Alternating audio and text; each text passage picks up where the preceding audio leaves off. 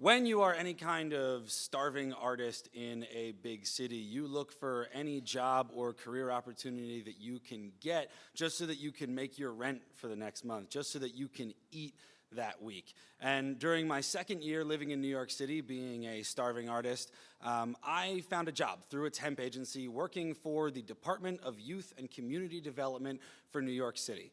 Now, I was going to be working in a records room, AKA shitty basement. In fact, two shitty basements, one on Wall Street and one over in Dumbo in Brooklyn, where the city owned a bunch of old buildings.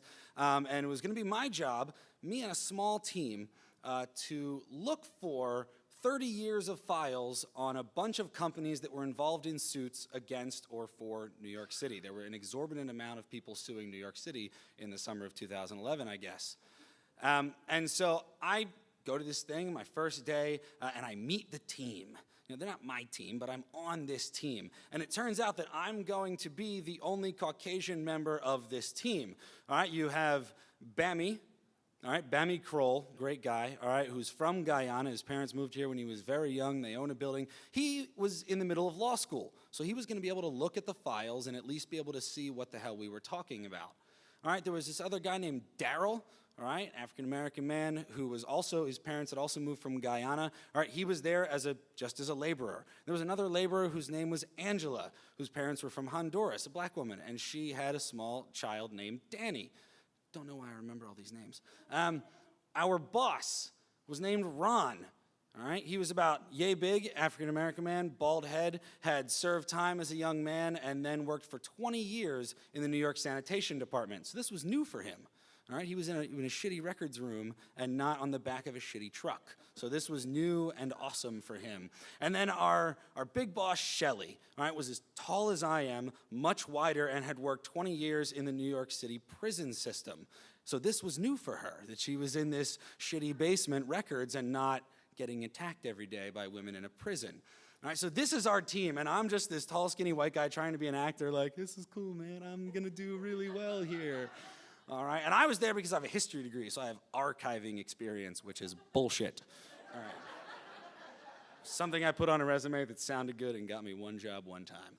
All right, now, we're supposed to be there for 3 months. In the first 3 months, I get to know all these guys. There's not too much to do every day. We're pulling boxes, we're talking about life. I learned about Angel's son. I learned about Bammy's parents. I learned about Daryl's trip over here. I learned about Shelly's life in prison. I learned about Ron's life on the back of a trash truck. And we're getting to know each other, and 2 months into our 3-month stint, they say, yo, Bryan, we going to the club this weekend. You coming with us?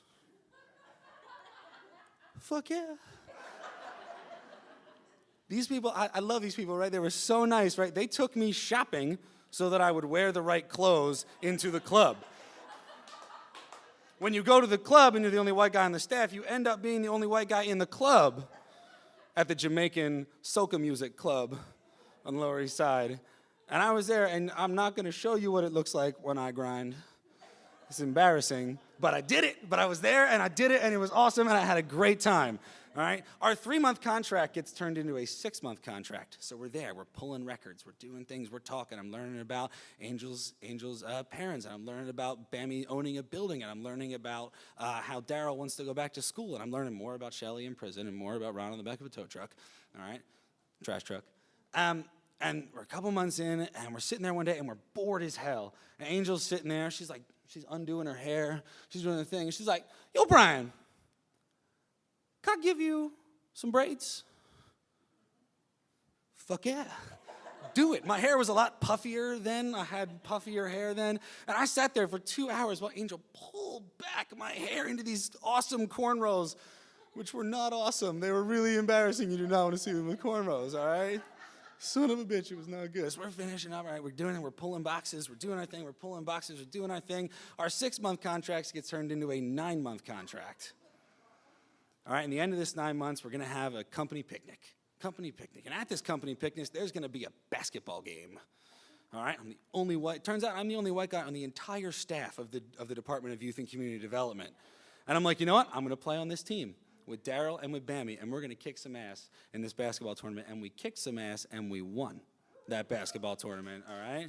And so the Monday after this company picnic, I'm sitting there in You know what I look like, right? I'm sitting there, and I'm reading my Village Voice, and I got my breakfast, and I'm reading about plays, and I'm looking for auditions, and the whole staff, Bammy and Daryl and Angel and Ron and Shelly, come walking in, all in a line, right at me. And I'm like, oh, man, did I do something wrong? Am I in trouble for something? And they walk right up to me, and they go, Bryan, we really like working with you. This is cool. We know our contract's finally going to end soon, all right? So we just want to say to you that we think you're really cool. You play basketball. You went to the club. You got your hair braided. And so in this room, to us, you can call us brothers now. But he didn't say the word brothers. He said another word, which is very inclusive and exclusive to the African-American community. And I said, no, Bammy, I could never do that. That would be so inappropriate. But in my head, I'm like, I got a pass. Jesse Jackson came down from on high and said, this guy's worth it. But I'm like, no, I'm not going to do that. I would never do that. I didn't even think about it. But a week later, I'm sitting there, and Daryl goes off on some half-cocked theory about how he's never going to do this, he's never going to do that, and he hates his girlfriend and all this shit. And I'm like, brother, please. Thank you.